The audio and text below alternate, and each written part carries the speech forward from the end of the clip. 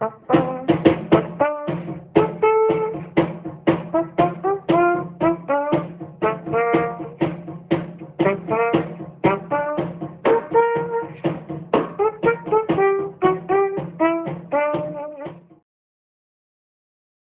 am grateful that Susan asked me to introduce our speaker today, who's been a friend for a long time, Dr. Barbara Kates-Garnick. You know, if I want to read her resume, I will not be able to give her time to speak today. So I'm going to sum it up. There's a couple of things that I felt they're important, and I took them from Steve's email to the club. Dr. Barbara Kates-Garnick held the office of Under Secretary of Energy under both the two governors, Bill Weld, who I had the pleasure to know him when he was a governor, and I like him very much, and Default Patrick. Dr. Garnick specializes in the energy transition and offshore wind. Currently, she is a professor at the Fletcher School of Tufts University. And I can say that I've known Dr. Garnick for years, and I've always, called her Barbara. So I always felt she is a close friend. She made me feel that way. I'm grateful for that. And this is the second time, Barbara, you speak to our club, right? I asked you years ago, and you many years ago, maybe, and this time too. So welcome, and let's hear you out.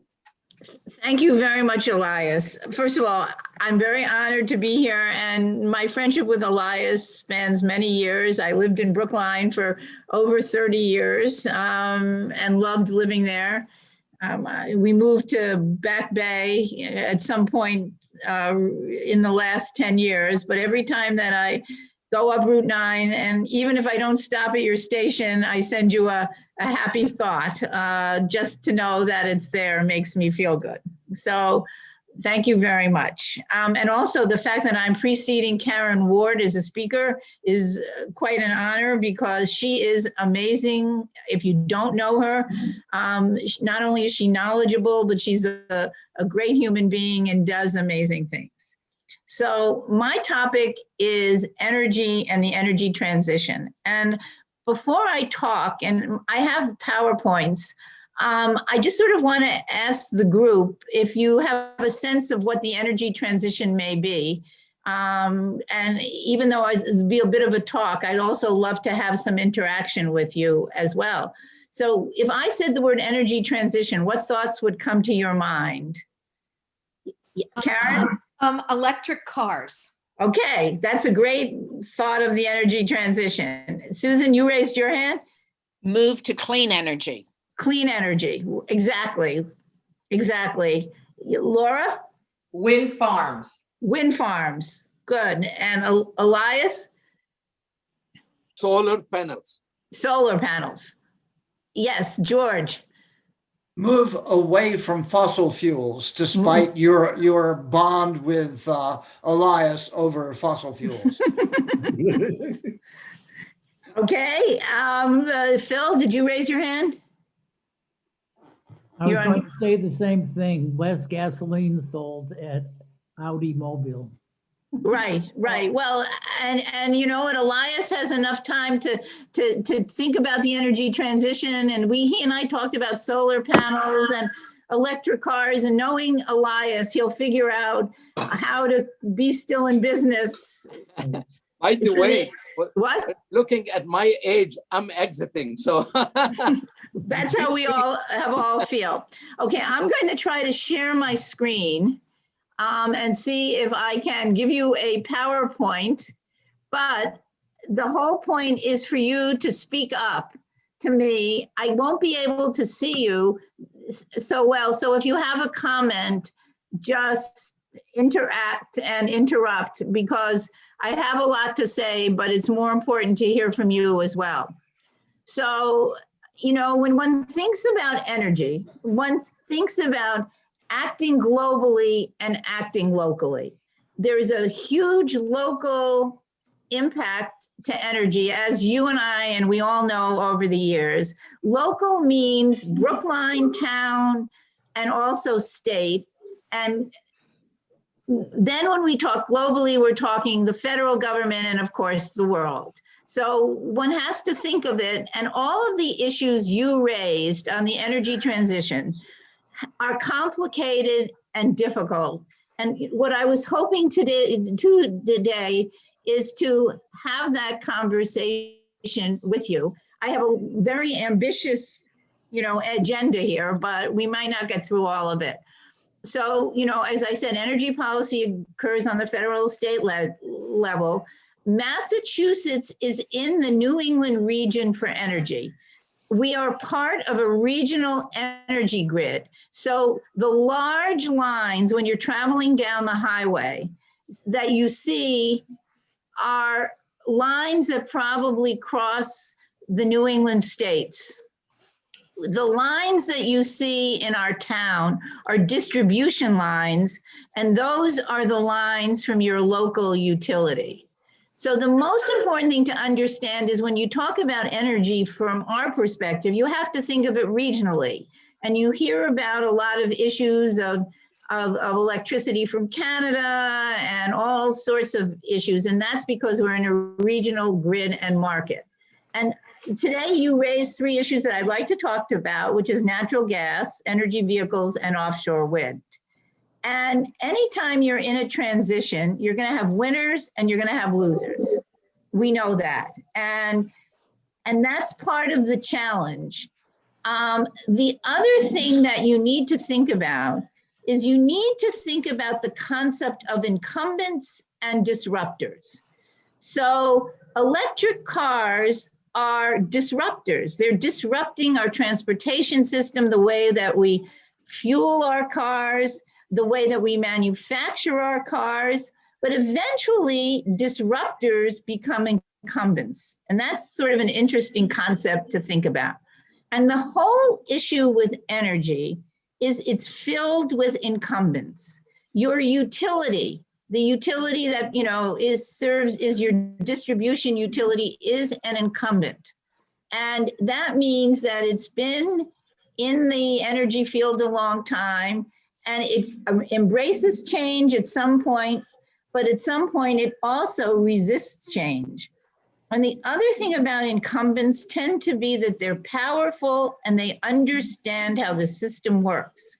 So anytime that you want to disrupt the system, you end up having to be an agitator. You have to figure out how to engage in changing the system.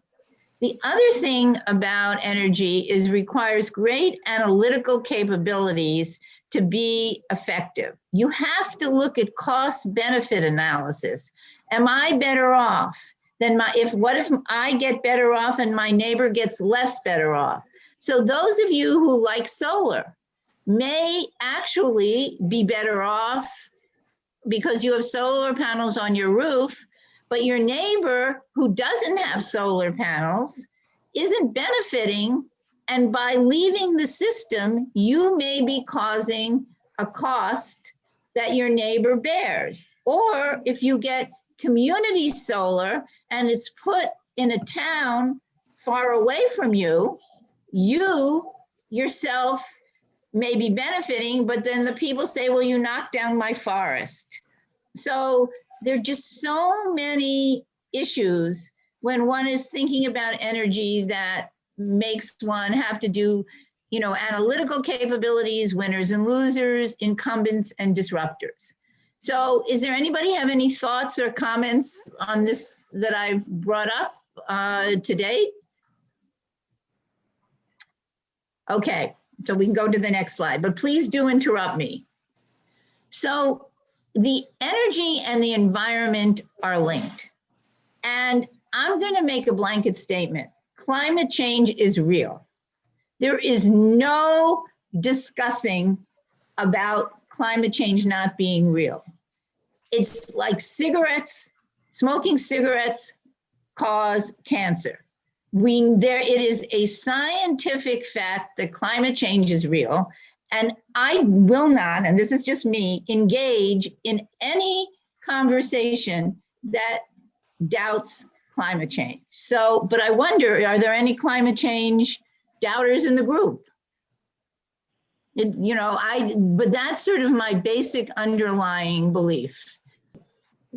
Decarbonization means that you achieve net zero emissions across all all economic sectors. And the important thing about the concept of net zero is that it's something that we have to achieve, and it's going to take time, and we should set a timeline to achieve it. And in Massachusetts, we have been working on this issue since about 2008, when we passed two very important laws, the Global Solution Act and also the Green Community Act. And we have to talk about energy in two ways. We have to talk about generation, and we have to talk about transportation. So when we talk net zero, deep decarbonization, we're talking about generation and transportation. We could also talk about buildings, and that's another topic. But generation of power produces electricity, and you get the electricity either through fossil fuels, which would be oil and natural gas, renewables, nuclear, waste, or biomass. When the electricity is generated, it goes from the plant over wires into the grid, and the grid is both called transmission if it's the big wires, and distribution, which I said brings the power to you in your town. The big challenge for New England over the years have been that we have been at the end of the grid, the end of the pipeline. And now with offshore wind, for the first time, we have our own generation capability in the region. The other thing is solar also means that we're not at the end of the grid. Batteries for storage, and the hot new topic today is hydrogen. Hydrogen as a transportation fuel, and hydrogen on the generation side. So you'll hear more and more over the years about hydrogen. Transportation accounts for over 40% of the current greenhouse gas emissions in New England. And it is really now the focus of where we need to make change in the energy transition. So here is this show. This is a very interesting slide, because when we talk about generation or electricity, we see that we are highly dependent today on natural gas. That is the greatest distribution, that is the greatest generation fuel right now. On some days, we can be up to 60% dependent on natural gas in generating plants. Now, I'm not talking generating heating, I'm talking generation of electricity. And you see that renewables, as much as we like them, are like 9 or 10% of our generation. So this is an important thing to know. And in New England, we have very little coal. And we only use oil on the coldest days of the year because it can be stored at plants that have dual fuel capability. And as I said, we live in a region, and our region is also very driven to be clean. So we're not in the Midwest, we're in clean New England, where every state has some goal of carbon reduction that's very intense. So we have to work together with the other states. Now, the big change is transportation. And this is something that Elias probably is very aware of, and he could give us more information on how this new transportation climate initiative is going to be implemented. And actually, I would be very interested to hear how he gets his gasoline and what the distribution of it is. So after I just described this initiative, he could probably give us some information. So 3 states and Washington, D.C. have agreed to focus on cutting down on greenhouse gas emissions in the motor vehicle industry. And they have created a system that is going to happen at the wholesale level, that is a cap where we are going to cap the amount of emissions coming from gasoline, okay?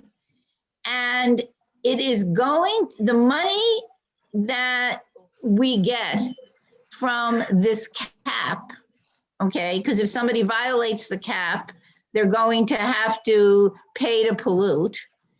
We're going to use for clean transportation, EVs, and a whole series of, I should have said, not school bus, a whole series of transportation and equity components.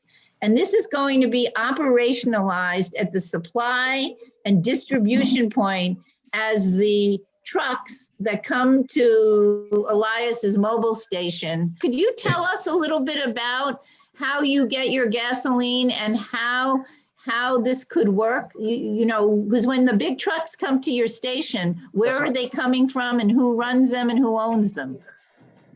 Usually big oil companies owns the storage of the gasoline, and they have them stored in big tanks in East Boston. You're going on Route 1, you probably have seen them. Now, what's important really, when the truck is dropping off the gasoline in the ground, how does it work? There is a vapor control valve that they created. So when gasoline is dropped in the tank, vapor don't escape to the air. It got absorbed into a separate tank. They put underground, and somehow it recovers to be back to the storage, big storage tanks we have underground, and then transferring that from the tanks underground to the pumps. They have what it's called a vapor recovery system. In the old times when we were pumping gas in your car, vapor would escape to the air, to the system. And you could see it on a clear day, was sunny, clear day, you could see it swiveling around. Now that doesn't happen because the pump have a suction fan that will suck back the vapor to the tanks. And also the cars are designed in a way that they have electronic valves. So at any time gasoline is going in, that valve get activated and vapor goes into a canister that is, if you look under the car, it's under the trunk of the car. So the point is that we have pollution measures in place, but now as a society, Massachusetts has said it's not enough. And we now are going to put on the transportation sector an additional cost, which is going to get passed on to us, the consumer. So we have to make a cost benefit analysis of whether we want to pay more money for this additional pollution, and we're going to set up a system on how this is going to work. Now, you may say Massachusetts gas will be more expensive, so I'm going to buy my gas in a state like New Hampshire, which may not have signed on to this. So there are a whole series of winners and losers in energy, and this is part of the energy transition, and you just need to be aware that these are choices and decisions that we make over time. So another thing that has happened to Elias's business is that we have banned or the new internal combustion or ICE vehicles in 2035. Now, this actually goes along with the new Biden administration plan that GM and all of the other car manufacturers have made a decision that they're going to no longer sell gasoline-driven cars and trucks in 2035. So obviously, our society is changing to EVs. Now, in Massachusetts, that's a good thing because, as I said, the electricity is relatively green. In a state like Ohio, you have to figure out what the trade-off is because they may be using coal. So then, you know, again, there are all these calculations that have to happen. We have to figure out how to deal with range anxiety, which means we're going to have more charging structures. Elias told me that he feels most people are going to be charging at their homes, which is great. You'll be charging at night when energy is cheaper. But again, we have a lot of things to figure out about public charging, off-peak charging, who runs things. Then if we're going to electrify the T and the T buses, we get into a whole new set of questions. So this energy transition in EVs is messy. It's not going to be smooth. And we have to think a lot about how we do it. The other thing that, as I said, is energy is federal. Energy is global. And we just rejoined the Paris Accord. And the Biden administration has linked clean energy to infrastructure. And that is really the way to go, because we have to develop and refigure our infrastructure, refigure our grid, do all sorts of things to really make the changes that I talked about. The other thing that you have to know is that energy is tied to national security. All of the migrants, not all, but many of the migrants that are coming from South America are climate refugees, as there have been droughts, as there have been, you know, all sorts of situations. They don't make money from their farms anymore, and they are attracted to the United States. So by taking a global view of energy, we will be increasing our energy security. And the same thing is in the Middle East and in Africa. Refugees are often climate refugees, and that they go to the cities, and it leads to a whole global upset. So as I said, you know, the other thing that Biden will do is his administration is going to look at power plants. They're also addressing methane, which is something we're going to talk about in a minute. And the problem is, given the political situation right now, a lot is being done by executive order, not by law. And as we know, executive orders can change depending who the president is. So hopefully, as part of this whole COVID relief, we're going to get a lot of infrastructure and a lot of positive ways to deal with our energy situation. Now, this is offshore wind. Do all of you remember Cape Wind? Is that a name that rings a bell? I can't see everybody. Somebody say yes, no? Yes. Yes. Okay. So Cape Wind was a wind farm that was going to be planted in the middle of Nantucket Sound. And it had its backers and it had its detractors. And ultimately, for a series of reasons, Cape Wind did not come to fruition. But we learned a lot about the process that needs to happen in order to get wind. So as I said, we live in a region, we live in New England, but we also live in the Northeast, and we see New York, Connecticut, New Jersey, everybody has good wind potential. And there is now going to be a series of wind farms up and down the East Coast, all the way down to Virginia, and this is called offshore wind. And the federal government off in the US coastal waters, offshore, you know, farther offshore than Nantucket Sound, has established lease areas, and companies bid for the leased areas, and then have applied to the state to develop these wind farms. Now, I will tell you that the companies that have bid are European companies. And that is because in the United States, we do not, and we never developed the capability to do offshore wind. We didn't, and we left it to the Europeans. And if you go to the North Sea, if you go to Scandinavia, you see offshore wind flourishing. Offshore wind is part of the future of the energy transition. This is the critical aspect. It will mean jobs. It will mean new port. It will mean supply chain. This is where the jobs are.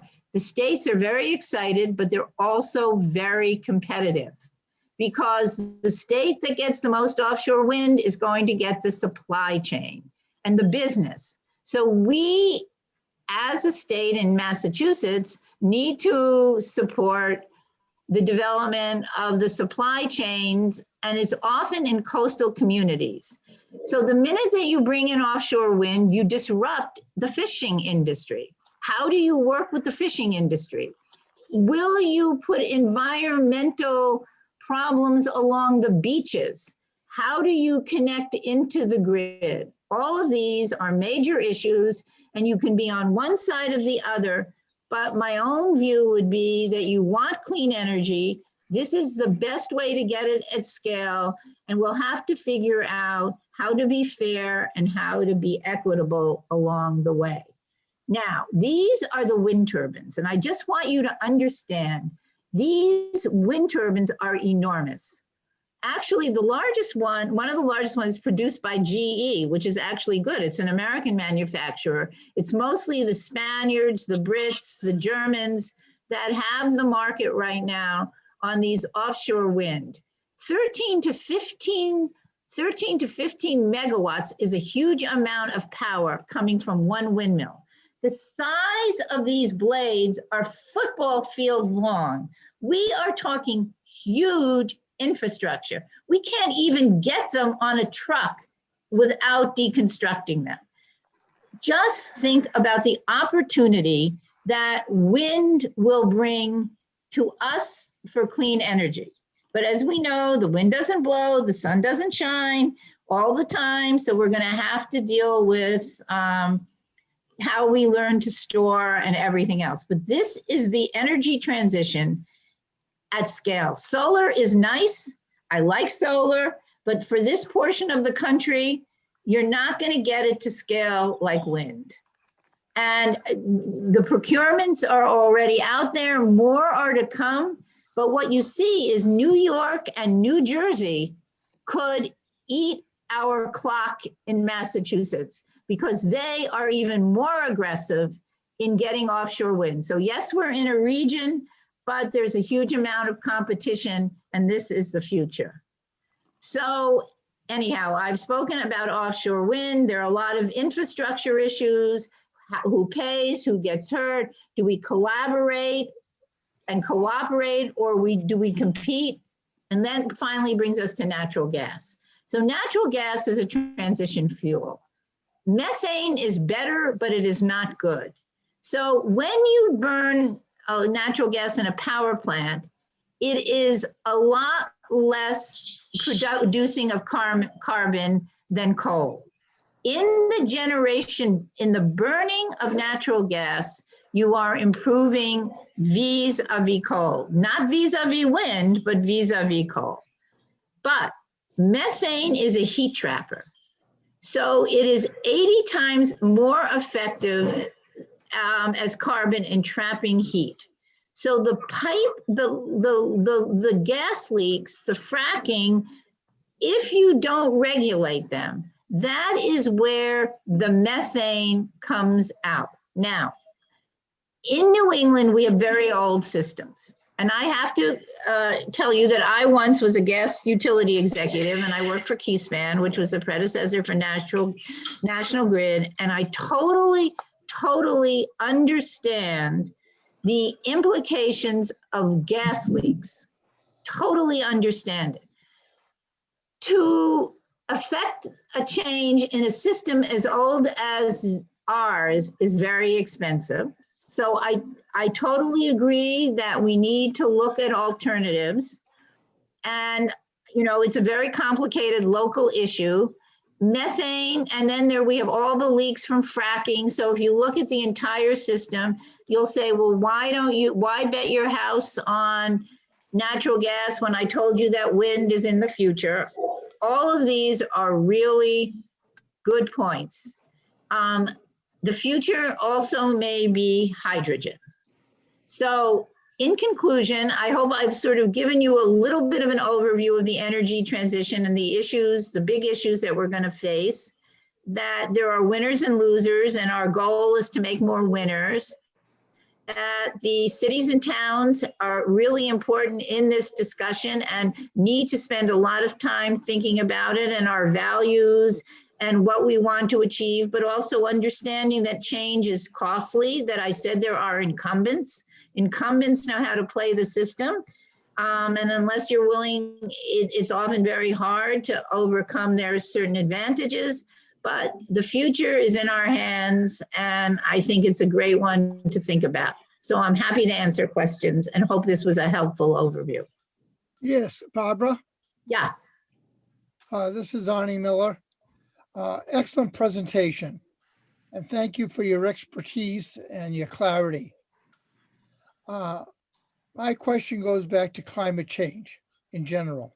mhm. I definitely believe that we have climate change. My question to you is, I feel that climate change is inevitable no matter what we do. So the question is, are we, all the things that you presented, are we just band-aiding and slowing up the change in climate change? We're not going to eliminate climate change. What are your feelings about that? I think as a globe, we have to take all of the measures above. So I think that we've set in process a system of warming the environment, but we know what we need to do to reduce the heat over a period of years. And we're in a very bad cycle, because as the environment warms up and the ice caps melt and the oceans don't absorb the heat, we get ourselves into this incredible cycle. And what I want to do is share this wonderful set of films that came out that explains climate change, but says that there are things we can do, and it's not an inevitable end for the planet. So I think that's how I look at it. There's bad cycles in place that we have exacerbated as a globe in our development, but that doesn't mean that we can't address. And this is the future of technology as well. We can get into carbon capture. We can get into all of these other technologies. At this moment, I don't think there's a magic bullet, but that we have to be willing to explore all sorts of issues. So I don't know if that answered the question, but I will share this amazing set of films that came out of an institute on Cape Cod called the Woodwell Institute that will really help answer that question as the scientists see it much better than I. I thank you. And will you email that to us? I will email that. Yes, I will email that, and it's a fabulous set of films. It will keep you enthralled. It won't be boring. And in this time of COVID, when you're home and can't find anything to watch, it's a great thing to watch. If I put my email in chat, will you send it to me or just send it? Well, I'll send it to everybody because everybody will enjoy it. It's really well done. Okay, thank you, Barbara. Okay, I will do that. I have a question. Sure. Noticeably absent from your presentation were nuclear fission, nuclear fusion, and hydropower. Could you please comment Sure. on those? Yes, so I personally believe that we need nuclear power for this energy transition.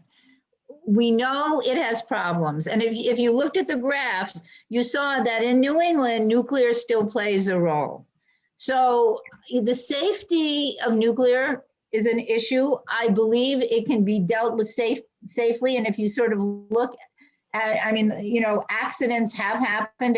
I don't think Japan was representative of, you know, everything. That was also a tsunami, and they made all sorts of bad technical decisions. So I definitely believe in nuclear. Hydropower is, I've been to those big hydro plants in Canada when I was undersecretary. They are amazing. They, in order to build them, the Canadians did bad things to the native peoples. They eliminated, you know, they built huge reservoirs. The Chinese have done that as well. That being said, and again, you can argue aspects of the science. I will come back and tell you, I think it's relatively clean. The issue is transmission. Getting it from northern Canada and Canada into the United States, you have to build transmission. So that has created a huge issue for the states in New England, because New Hampshire said, well, we're getting the transmission lines, we're not getting the benefit of the clean energy, it's all going to Massachusetts. So guess what happened? Massachusetts just agreed to pay Maine for taking the line. So we are going to pay the citizens of Maine so that the power line, instead of coming through New Hampshire, it might come through a bit, but will really come through Maine, and Maine, which is really at the end of the pipeline, will benefit. So it's clean, it's all of the above. And what was the other fuel that I didn't talk about? Fusion. Fusion. I don't know enough about nuclear fusion to tell you on that one. Nobody does.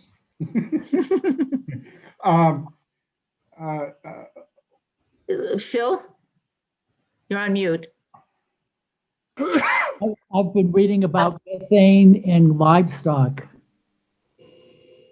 So assuming that not everybody's going to stop eating meat, what is the impact of methane and livestock?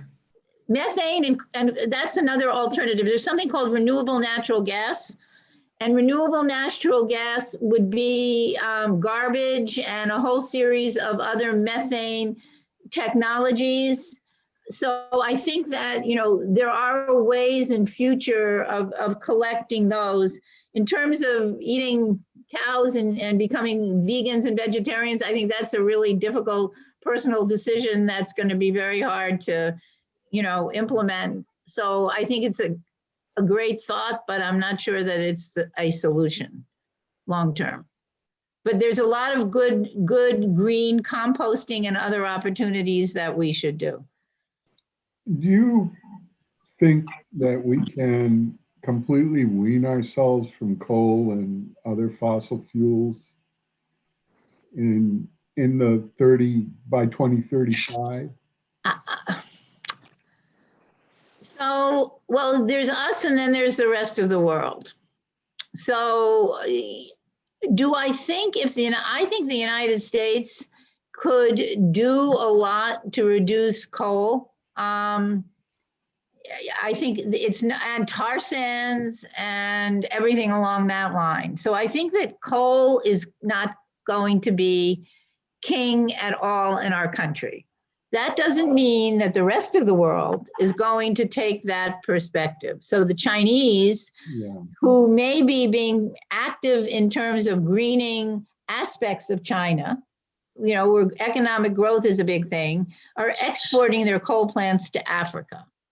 And so we're in a really big global conversation. And that was sort of, in my view, the tragedy of the last administration, is that we really didn't discuss and address the problems globally. And so, you know, what the trade-offs are going to be, what our societal values will be globally, we've got to give the developing world the ability to economically flourish. We've got to give the ability, this is where solar and microgrids and other technologies will come in. So, you know, we have no right to tell them they can't develop, and I appreciate that. But I think that globally, we need to look at this as a global problem. Barbara, how do you remain positive? This is such a complicated issue, and it involves so many people and so many decision makers. How do you remain positive on this? Because you take, well, for example, you take the good where you can find it. And that's why I'm such a proponent of offshore wind. The technology has so increased in offshore wind, and that we as citizens of Massachusetts need to educate ourselves on the opportunities that are there. So that's how I look at it. And I can tell you that I've worked for a utility. I worked for a competitive supplier. I've been a consultant. I've set regulatory rates in the state. So I have argued in certain respects on multiple sides and multiple times. But I understand this issue of incumbency and disruptor which I mentioned, that is really sort of the way that we need to think about, the energy situation. And the incumbent has so many advantages, but, I'm hopeful of young people. I'm a real fan of Greta Thunberg. I think what she did to inspire, whether she's going to be successful, whether her solutions are right, she's an inspiration of the future, our grandchildren. That's how I have to look at it, because we messed up, but we also did good things, because look at the society in which we live. And Elias's business, he says he wants to get out of it, but just think of his entrepreneurship and his ability to look at problems and figure out how to bring us eventually, as he transitions, because he makes his money on these engines. Forget the gasoline. He's such a got a skilled group of mechanics. How are they going to transition into these cars that don't require the technical aspect that his mechanics have now? So you're going to have people like him who are thinking about these problems at the base level. He employs people. He provides them jobs. I mean, that's what we have to think about when all these people speak against fossil fuel cars. There are jobs, there are people, there's entrepreneurship. We just have to understand and respect all of that as we make the change. And that's how I look at it. Thank you. So, and that's why I just appreciate all you do, Elias, because your gas stations are engines of growth. They're not just engines of repair. No, you're right. You're 100% right about it's a whole team effort. Like the whole society have to work together. It shouldn't be us against them. It's we messed up. You're right. We messed up in the past, but we have to deal with this mess up to get out of it to a better thing and better future. No, you're right, 100%. And I think the entrepreneurs of the future, the future Elias Audis are going to make the difference. And that's why I'm positive. And I do thank you very much, Barbara, for coming and joining us. Maybe 20 years from now, Elias, I'll come back. And at that point, who knows? I'm still alive.